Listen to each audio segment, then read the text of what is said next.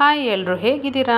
I hope ಎಲ್ಲರೂ ತುಂಬ ಚೆನ್ನಾಗಿದ್ದೀರಾ ಅಂತ ಅಂದ್ಕೊಂಡು ಇವತ್ತಿನ ಒಂದು ವಿಡಿಯೋನ ಸ್ಟಾರ್ಟ್ ಮಾಡ್ತಾ ಇದ್ದೀನಿ. ಇವತ್ತಿನ ವಿಡಿಯೋದಲ್ಲಿ ಮಧ್ಯಾಹ್ನದ ಲಂಚ್ ರೆಸಿಪಿ ಬೇಸಿಕ್ಕಾಗಿ ಏನೇನೆಲ್ಲ ಮಾಡ್ತೀವಿ ಅದನ್ನಷ್ಟೇ ನಾನಿಲ್ಲಿ ಶೇರ್ ಮಾಡಿದ್ದೀನಿ. ಬನ್ನಿ ನೋಡೋಣ.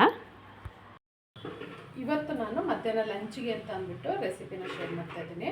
ಬೇಸಿಕ್ ಮುದ್ದೆ, ಅನ್ನ, ಸಾರು, ಪಲ್ಯ ಇಷ್ಟನ್ನು ಕೂಡ ರೆಸಿಪಿನ ನಾನು ಶೇರ್ ಮಾಡ್ತಾ ಇದ್ದೀನಿ. ಬನ್ನಿ ಏನೆಲ್ಲ ಮಾಡ್ತೀನಿ, ಹೇಗೆ ಮಾಡ್ತೀನಿ ಅಂತ ಅಂದ್ಬಿಟ್ಟು ನೋಡ್ತಾ ಹೋಗೋಣ. ಮೊದಲಿಗೆ ಸ್ಟವ್ ಮೇಲೆ ಒಂದು ಕುಕ್ಕರ್ ಇಟ್ಕೊಂಡು ಅದಕ್ಕೆ ನೆನೆಸಿರ್ತಕ್ಕಂಥ ಬೇಳೆನ ಹಾಕ್ಕೊಳ್ತಾ ಇದ್ದೀನಿ. ಒಂದು ಅರ್ಧ ಗಂಟೆ ಮುಂಚೆ ನೆನೆಸಿದ್ರೆ ಸಾಕಾಗುತ್ತೆ, ತುಂಬ ಹೊತ್ತೆ ನೆನೆಸೋದು ಬೇಳೆನ. ಈ ಸಾಂಬಾರು ಮಾಡೋದು ತುಂಬಾ ಸುಲಭ. ಇಲ್ಲಿ ಬೇಳೆ ಇಟ್ಕೊಂಡಿದ್ದೀನಿ. ಹಾಗೆಯೇ ಸ್ಟವ್ ಮೇಲೆ ಬೇಳೆನ ಇಟ್ಟಿರ್ತಕ್ಕಂಥ ಕುಕ್ಕರ್ನ ಇಟ್ಕೊಂಡಿದ್ದೀನಿ. ಒಂದು 10 ನಿಮಿಷ ಮುಂಚೆನೇ ಬೇಳೆನ ನೆನೆಸಿ ಇಟ್ಕೊಂಡಿದ್ದೆ. ಅದಕ್ಕೆ ಈರುಳ್ಳಿನ ಸೇರಿಸ್ಕೊಳ್ತಾ ಇದ್ದೀನಿ, ಒಂದು ಮೀಡಿಯಮ್ ಸೈಜು. ಹಾಗೆಯೇ ಖಾರಕ್ಕೆ ಅನುಗುಣವಾಗಿ ಹಸಿಮೆಣಸಿನ್ಕಾಯಿನ ಹಾಕ್ಕೊಳ್ತಾ ಇದ್ದೀನಿ. ಒಂದು ಕಡ್ಡಿಯಷ್ಟು ಕರಿಬೇವೆಲೆನೂ ಕೂಡ ಹಾಕ್ಕೊಳ್ತಾ ಇದ್ದೀನಿ. ಹಾಗೆಯೇ ಜೀರಿಗೆ 1 ಸ್ಪೂನಷ್ಟು, ಬೆಳ್ಳುಳ್ಳಿ 1 ಗೆಡ್ಡೆ ಫುಲ್ ಬೆಳ್ಳುಳ್ಳಿನ ಸೇರಿಸ್ಕೊಂಡಿದ್ದೀನಿ. ಒಂದು ಅರ್ಧ ಸ್ಪೂನಷ್ಟು ಧನಿಯಾ ಕಾಳನ್ನು ಕೂಡ ನಾನಿಲ್ಲಿ ಸೇರಿಸ್ಕೊಂಡಿದ್ದೀನಿ. ತುಂಬ ರುಚಿಯಾಗಿರುತ್ತೆ ಈ ಸಾಂಬಾರು. ಹಾಗೆಯೇ ಒಂದು 10 ಕಾಳಷ್ಟು ಕಾಳುಮೆಣಸು ಪೌಡ್ರು, 1 ಟೊಮೊಟೊ ಹಣ್ಣು ಅಂದರೆ ಹುಳಿ ಟೊಮೊಟೊ ಹಣ್ಣನ್ನು ಹಾಕ್ಕೊಂಡಿದ್ದೀನಿ. ಜಾಮೂನ್ ಟೊಮೊಟೊ ಹಣ್ಣಾದರೆ ಒಂದು 2 ಹಾಕ್ಕೊಳ್ಳಿ, ಏನು ತೊಂದರೆ ಇಲ್ಲ. ನೀಟಾಗಿ ಮಿಕ್ಸ್ ಮಾಡಿ ಇದನ್ನು ಲಿಡ್ನ ಕ್ಲೋಸ್ ಮಾಡಿ 2 ವಿಷಲ್ಲು ಅಂದರೆ ಬೇಳೆ ಒಂದು ಅರ್ಧ ಗಂಟೆ ಮುಂಚೆ ನೆನೆಸಿದ್ದೀರ ಅಂದರೆ 1 ವಿಷಲ್ ಸಾಕಾಗುತ್ತೆ. ಇಲ್ಲ ಅಂತ ಅಂದರೆ 2 ವಿಷಲ್ ಆದರೆ ಓಕೆ. ಕುಕ್ಕರ್ ವಿಷಲ್ಲು ಕೂಲಾಗೋಷ್ಟರಲ್ಲಿ ನಾನಿಲ್ಲಿ ಬಾಳೆಕಾಯಿನ ಕಟ್ ಮಾಡ್ಕೊಳ್ತಾ ಇದ್ದೀನಿ. ಬಾಳೆಕಾಯಿ ಪಲ್ಯಕ್ಕೆ ಅಂತ ಅಂದ್ಬಿಟ್ಟು ಸಾಂಬಾರು ಬಾಳೆಕಾಯಿ ಬರುತ್ತಲ್ಲ, ಆ ಬಾಳೆಕಾಯಿನ ಸಿಪ್ಪೆ ತೆಗೆದು ನೀಟಾಗಿ ರೌಂಡಾಗಿ ಕಟ್ ಮಾಡಿ ಎತ್ತಿಟ್ಕೊಳ್ತಾ ಇದ್ದೀನಿ. ಇದನ್ನು ಮಾಡೋದು ತುಂಬಾ ಸುಲಭ. ಸ್ವಲ್ಪ ಡಿಫ್ರೆಂಟಾಗಿ ಮಾಡ್ತಾಯಿದ್ದೀನಿ. ಒಂದು ಸಲ ಟ್ರೈ ಮಾಡಿ. ಮಸಾಲೆನ ಇನ್ಸ್ಟೆಂಟಾಗಿ ಮಾಡಿಕೊಂಡು ಮಾಡ್ತಾ ಇರ್ತಕ್ಕಂಥ ಒಂದು ರೆಸಿಪಿ. ಬಾಳೆಕಾಯಿ ಪಲ್ಯಕ್ಕೆ ಮೊದಲಿಗೆ ಅದಕ್ಕೊಂದು ಮಸಾಲೆನೇ ರೆಡಿ ಮಾಡ್ಕೊಳ್ಳೋಣ. 1 ಹಿಡಿಯಷ್ಟು ಪುದೀನ ಸೊಪ್ಪು, ಹಾಗೆಯೇ 1 ಹಿಡಿಯಷ್ಟು ಕೊತ್ತಂಬರಿ ಸೊಪ್ಪು, ಖಾರಕ್ಕೆ ಅನುಗುಣವಾಗಿ ಹಸಿಮೆಣಸಿನ್ಕಾಯಿನ ಹಾಕ್ಕೊಳ್ತಾ ಇದ್ದೀನಿ. ಒಂದು 7ರಿಂದ 8 ಎಸ್ಲು ಬೆಳ್ಳುಳ್ಳಿನೂ ಕೂಡ ನಾನಿಲ್ಲಿ ಸೇರಿಸ್ಕೊಳ್ತಾ ಇದ್ದೀನಿ. ಇಷ್ಟನ್ನು ನುಣ್ಣಗೆ ರುಬ್ಬಿ ಪಕ್ಕಕ್ಕೆ ಎತ್ತಿಟ್ಕೊಳ್ಳೋಣ.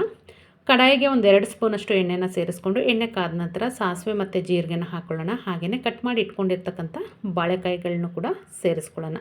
ಈ ಥರ ರೌಂಡಾಗಾರು ಕಟ್ ಮಾಡ್ಕೊಳ್ಳಿ, ಅಥವಾ ನಿಮ್ಗೆ ಯಾವ ಥರ ಶೇಪ್ ಬೇಕು ಹಾಗೆ ಕಟ್ ಮಾಡ್ಕೊಳ್ಬೋದು. ಇದು ಈ ಥರ ಒಂದಕ್ಕೊಂದು ಅಂಟ್ಕೊಂಡಿರುತ್ತೆ, ತೆಗೆದ್ಬಿಟ್ಟು ನೀಟಾಗಿ ಫ್ರೈ ಮಾಡ್ಕೊಳ್ಬೇಕು. ಇಲ್ಲಾಂದರೆ ಒಂದು 3-4 ಒಟ್ಟಿಗೆ ಅಂಟ್ಕೊಂಡಿದೆ ಅಂತ ಅಂದರೆ ಮಧ್ಯದಲ್ಲಿರೋದು ಅಷ್ಟು ನೀಟಾಗಿ ಬೆಂದಿರಲ್ಲ. ಮುಂದೆ ಮತ್ತು ಹಿಂದೆ ಇರುತ್ತಲ್ಲ, ಅದು ಮಾತ್ರ ನೀಟಾಗಿ ಬೆಂದಿರುತ್ತೆ. 1 ಕಡ್ಡಿಯಷ್ಟು ಕರಿಬೇವೆಲೆನೂ ಕೂಡ ನಾನಿಲ್ಲಿ ಸೇರಿಸ್ಕೊಂಡಿದ್ದೀನಿ. ಹಾಗೆಯೇ ಒಂದು 1/4 ಸ್ಪೂನಷ್ಟು ಅರಶಿನದ ಪುಡಿನ ಸೇರಿಸ್ಕೊಂಡು ನೀಟಾಗಿ ಮಿಕ್ಸ್ ಮಾಡ್ಕೊಳ್ಬೇಕಾಗತ್ತೆ. ನೋಡ್ತಿದ್ದೀರಲ್ಲ, ಈ ಬಾಳೆಕಾಯಿ ಪಲ್ಯ ತುಂಬ ಡಿಫ್ರೆಂಟಾಗಿ ಬರುತ್ತೆ. ಈವ್ನಿಂಗ್ ಸ್ನ್ಯಾಕ್ಸಿಗೂ ಕೂಡ ಹಾಗೆ ತಿನ್ಬೋದು. ಅಂದರೆ ಪುದೀನ, ಕೊತ್ತಂಬರಿ ಸೊಪ್ಪೆಲ್ಲ ರುಬ್ಬ ಹಾಕಿರೋದ್ರಿಂದ ತುಂಬ ಡಿಫ್ರೆಂಟಾಗಿ ಬರುತ್ತೆ.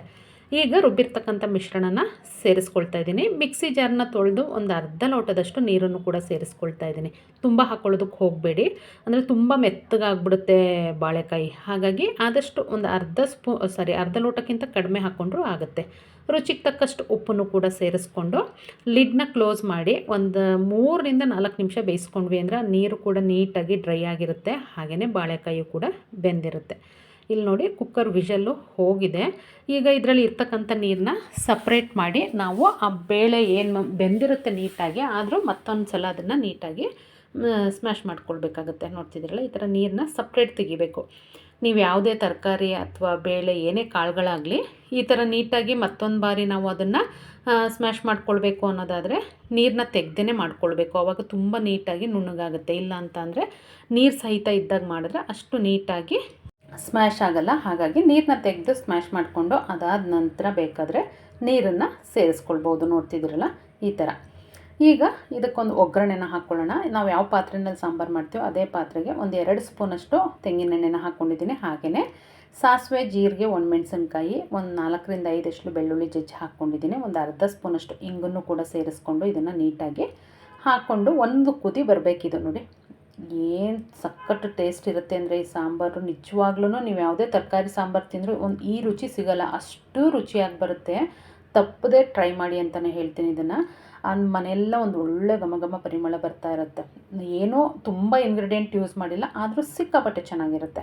ರುಚಿಗೆ ತಕ್ಕಷ್ಟು ಉಪ್ಪು, ಒಂದು ಕಡ್ಡಿ ಕರಿಬೇವು, ಹಾಗೆಯೇ ಸ್ವಲ್ಪ ಕೊತ್ತಂಬರಿ ಸೊಪ್ಪು. ನಾನು ಕರಿಬೇವನ್ನ ಒಗ್ಗರಣೆಗೆ ಹಾಕಿಲ್ಲ, ಹಾಗಾಗಿ ಈ ಥರ ಮೇಲಿಂದ ಹಾಕ್ಕೊಳ್ಳೋದ್ರಿಂದ ಏನಾಗುತ್ತೆ ಅಂದರೆ ಒಂದು ಒಳ್ಳೆ ಪರಿಮಳ ಬರುತ್ತೆ. ಮನೆ ತುಂಬ ಸಾಂಬಾರು ಪರಿಮಳ ಹೆಂಗೆ ಬರ್ತಿರುತ್ತೆ ಅಂದರೆ ಹೊಟ್ಟೆ ಹಶ್ವಿಲ್ಲದೆ ಇರೋರಿಗೂ ಊಟ ಮಾಡೋಣ ಅನ್ನೋಷ್ಟು ಒಂದು ಒಳ್ಳೆ ಪರಿಮಳ ಬರ್ತಿರುತ್ತೆ, ಅಷ್ಟು ಚೆನ್ನಾಗಿರುತ್ತೆ. ಈ ಸಾಂಬಾರನ್ನ ಮಿಸ್ ಮಾಡದೆ ಟ್ರೈ ಮಾಡಿ ಅಂತಲೇ ಹೇಳ್ತೀನಿ. ಒಂಥರ ಬ್ಯಾಚುಲರ್ಸ್ ಸಾಂಬಾರು ಅಂತ ಅಂದ್ರೂ ಏನು ತಪ್ಪಾಗಲ್ಲ. ಏನೂ ತರಕಾರಿ ಇಲ್ಲ, ಏನಪ್ಪ ಮಾಡೋದು ಸಾಂಬಾರನ್ನ ಅನ್ನುವಾಗ ಈ ಸಾಂಬಾರನ್ನ ಒಂದಿನ ಟ್ರೈ ಮಾಡಿ. ಸಾಂಬಾರು ರೆಡಿ ಆಯಿತು, ಅದನ್ನು ಪಕ್ಕಕ್ಕೆ ಎತ್ತಿಟ್ಟು ಬಾಳೆಕಾಯಿ ಕೂಡ ಇವಾಗ ಬೆಂದಿರುತ್ತೆ ನೋಡಿ. ನೀರು ಫುಲ್ಲು ಡ್ರೈ ಆಗಿದೆ, ನೋಡ್ತಿರ್ಬೋದು ನೀವು, ನೀರೆಲ್ಲ ಡ್ರೈ ಆಗಿದೆ. ಗ್ರೀನ್ ಕಲರ್ ಬಾಳೆಕಾಯಿ ಪಲ್ಯ ಇದು, ಗ್ರೀನ್ ಮಸಾಲ ಅಂತಲೇ ಹೇಳ್ಬೋದು. ರುಚಿ ಸ್ವಲ್ಪ ಡಿಫ್ರೆಂಟಾಗಿ ಬರುತ್ತೆ, ಚೆನ್ನಾಗಿರುತ್ತೆ. ಈವ್ನಿಂಗ್ ಸ್ನ್ಯಾಕ್ಸ್ ಟೈಮಿಗೂ ಕೂಡ ಇದನ್ನು ನೀವು ಮಾಡ್ಕೊಳ್ಬೋದು. ಬಾಳೆಕಾಯಿ ಪಲ್ಯನೂ ಕೂಡ ರೆಡಿಯಾಗಿದೆ. ಅದಾದಮೇಲೆ ನಾನಿಲ್ಲಿ ರೈಸ್ಗೆ ಇಟ್ಕೊಳ್ತಾ ಇದ್ದೀನಿ, ಹಾಗೆಯೇ ಮುದ್ದೆನೂ ಕೂಡ ಮಾಡ್ಕೊತಾ ಇದ್ದೀನಿ. ಈ 4 ಬರ್ನರ್ ಸ್ಟವ್ ಆದ್ರಂತೂ ಒಂದು ಅರ್ಧ ಗಂಟೆನೂ ಬೇಕಾಗಿಲ್ಲ. ಅನ್ನ, ಸಾರು, ಮುದ್ದೆ, ಪಲ್ಯ, ಒಂದು ಸ್ವೀಟು ಇಷ್ಟು ಕೂಡ ಪಟ್ ಅಂತ ರೆಡಿಯಾಗೋಗುತ್ತೆ. ನಾನಿಲ್ಲಿ 2 ಬರ್ನರ್ ಸ್ಟವ್ ಆಗಿರೋದ್ರಿಂದ ಒಂದು ಸ್ವಲ್ಪ ಟೈಮ್ ಜಾಸ್ತಿ ಆಗುತ್ತೆ ಅಷ್ಟೇ. ಈಗ ಅಟ್ ಎ ಟೈಮಲ್ಲಿ ಮುದ್ದೆ ಮತ್ತು ಅನ್ನಕ್ಕೆ ಇಟ್ಕೊಂಡು, ಮುದ್ದೆ ಆದಮೇಲೆ ಅಥವಾ ಅನ್ನ ಬೇಗ ಕೂಗಿದ್ರೆ ಅದೇ ಸ್ಟವ್ ಮೇಲೆ ನಾನು ಸ್ವಲ್ಪ ಸ್ವೀಟ್ನು ಕೂಡ ರೆಡಿ ಮಾಡ್ಕೊಳ್ತೀನಿ. ನೋಡ್ತಿರ್ಬೋದು ನೀವು. ಮುದ್ದೆ ಸಾಮಾನ್ಯವಾಗಿ ಎಲ್ಲರೂ ಹೇಗೆ ಮಾಡ್ತೀರಾ ಅದೇ ಥರ, ನಾನೇನು ತುಂಬ ಡಿಫ್ರೆಂಟಾಗೇನು ಮಾಡಲ್ಲ. ಕುಕ್ಕರ್ ಇದರಲ್ಲಿ ಏನಕ್ಕೆ ಮಾಡ್ತಿದ್ದಾಳೆ ಅಂತ ಅಂದ್ಕೊಳಕ್ಕೆ ಹೋಗಬೇಡಿ. ಹ್ಯಾಂಡ್ಲ್ ಇರುತ್ತಲ್ವ, ಅದನ್ನು ಹಿಡ್ಕೊಂಡು ಮಾಡಲಿಕ್ಕೆ ಈಸಿ ಆಗುತ್ತೆ ಅನ್ನೋ ಕಾರಣಕ್ಕೆ ಮಾಡೋದು. ಅಂದರೆ ನಾವೆಲ್ಲ ಒಂದು 2-3 ಇರುವಾಗ ಏನಾಗುತ್ತೆ ಅಂದರೆ ತುಂಬ ಏನು ಬೇಕಿರಲ್ಲ, ಪುಟ್ಟು ಮುದ್ದೆ, ಈ ಒಂದು ಯಾವುದು ಕಿತ್ತಲೆ ಹಣ್ಣು ಬರುತ್ತೆ ನೋಡಿ, ಆ ಸೈಜ್ಗಿಂತ ಸ್ವಲ್ಪ ದೊಡ್ಡದು ಮಾಡ್ತೀನಿ ನಾನು ಅಷ್ಟೇ ಮುದ್ದೆನ. ತುಂಬ ಏನೂ ದಪ್ಪ ದಪ್ಪ ಮುದ್ದೆಗಳನ್ನ ಮಾಡಲ್ಲ. ಹಾಗಾಗಿ ಕೆಳಗಡೆ ಕೂತ್ಕೊಂಡು ಕಾಲು ಕೊಟ್ಟು ತಿರುವುತ್ತಾರಲ್ಲ, ಆ ಥರ ಎಲ್ಲ ಏನು ಮಾಡಲ್ಲ. ಆದಷ್ಟು ಈ ಥರ ಮೇಲೆ ನಿಂತೇ ಅದನ್ನು ತಿರುಗ್ಬಿಟ್ಟು ಮಾಡೋದ್ರಿಂದ ನನಗೆ ಹ್ಯಾಂಡ್ಲ್ ಇರೋದಾದರೆ ಬಹಳನೇ ಈಸಿ. ಈ ಥರ ಹ್ಯಾಂಡ್ಲ್ ಇಟ್ಕೊಂಡು ತಿರ್ಕೋಬೋದು. ಹ್ಯಾಂಡ್ಲ್ ಇಲ್ಲ ಅಂದ್ರೂ ನಾನೇನು ಕೆಳಗಡೆ ಕೂತು ಮಾಡಲ್ಲ. ಈ ಥರ ಮೇಲೇ ಇಟ್ಕೊಂಡು ಸ್ಟವ್ ಮೇಲೇ ತಿರುಗ್ಬಿಟ್ಟು ಒಂದು 10 ನಿಮಿಷ ಸ್ಟೀಮಲ್ಲಿಟ್ಟು ಮಾಡೋದು. ಇಲ್ಲಿ ಒಂದು ಸ್ವೀಟ್ ಮಾಡ್ಕೊಳ್ಳೋಣ ಅಂದ್ಬಿಟ್ಟು ಹಾಲನ್ನ ಕಾಯ್ಲಿಕ್ಕೆ ಇಟ್ಟಿದ್ದೆ. ಅದಕ್ಕೆ ನೆನೆಸಿರ್ತಕ್ಕಂಥ ಸಾಬೂದಾನನ ಸೇರಿಸ್ಕೊಂಡೆ. ಈಗ ಇದಕ್ಕೆ ಸ್ವೀಟ್ಗೆ ಅಂದ್ಬಿಟ್ಟು ಮಖಾನ, ದ್ರಾಕ್ಷಿ, ಗೋಡಂಬಿ, ಬಾದಾಮಿ, ವಾಲ್ನಟ್ಟು, ಅಂಜೂರ, ಖರ್ಜೂರ ಒಂದು 4ರಿಂದ 5, ಒಂದು ಸ್ವಲ್ಪ ಜಾಸ್ತಿನೇ ಖರ್ಜೂರ ಹಾಕ್ಕೊಳ್ಳಿ. ಸ್ವೀಟೇ ಹಾಕೋದು ಬೇಡ, ಅಷ್ಟು ರುಚಿಯಾಗಿ ಬರುತ್ತಿದ್ದು. ಎಲ್ಲನೂ ಒಂದು 10 ನಿಮಿಷ ಮುಂಚೆ ಹಾಲಲ್ಲಿ ನೆನೆಸಿಟ್ಟು ಅದಾದಮೇಲೆ ರುಬ್ಬಿಟ್ಟು ಹಾಕ್ಕೊಳ್ಳೋ ಅಂಥದ್ದು. ನಿಮಗೇನಾದರೂ ಡೀಟೇಲ್ ರೆಸಿಪಿ ಬೇಕು ಅನ್ನೋದಾದರೆ ಹೇಳಿ, ನಾನು ನೆಕ್ಸ್ಟ್ ಯಾವುದಾದ್ರೂ ಒಂದು ವೀಡಿಯೋನಲ್ಲಿ ಅದನ್ನು ಶೇರ್ ಮಾಡ್ತೀನಿ. ಆದರೆ ಯಾರಾದರೂ ಶುಗರ್ ಇದೆ, ತುಂಬ ಸ್ವೀಟ್ ಕ್ರೇವಿಂಗ್ಸ್ ಇರುತ್ತೆ, ಹೆಂಗಪ್ಪ ತಿನ್ನೋದು ಅನ್ನೋರು ಈ ಥರ ಟ್ರೈ ಮಾಡ್ಬೋದು. ಎಲ್ಲನೂ ಹಾಲಲ್ಲಿ ಒಂದು ಅರ್ಧ ಗಂಟೆ ನೆನೆಸಿಟ್ಬಿಟ್ಟು ಗ್ರೈಂಡ್ ಮಾಡ್ಕೊಂಡ್ವಿ ಅಂತ ಅಂದರೆ ನಮಗೆ ಒಂದು ಪಾಯಸಕ್ಕೆ ಬೇಕಾಗಿರ್ತಕ್ಕಂಥ ಸ್ವೀಟು ರೆಡಿ ಆಗುತ್ತೆ. ತುಂಬ ಅಂದರೆ ತುಂಬ ರುಚಿಯಾಗಿರುತ್ತೆ. ಈ ಮಖಾನ ಎಲ್ಲ ನೆನೆಸಿ ಹಾಕಿರ್ತೀವಿ ನೋಡಿ ಹಾಲಲ್ಲಿ, ಕ್ರೀಮಿಯಾಗಿ ಬರುತ್ತೆ, ಅಷ್ಟು ಚೆನ್ನಾಗಿ ಅನಿಸುತ್ತೆ. ಒಂದು ಸಲ ಟ್ರೈ ಮಾಡಿ, ನೀವೇ ಹೇಳ್ತೀರ ಆಮೇಲೆ ತುಂಬ ಚೆನ್ನಾಗಿ ಬಂದಿತ್ತು ಅಂತ ಅಂದ್ಬಿಟ್ಟು.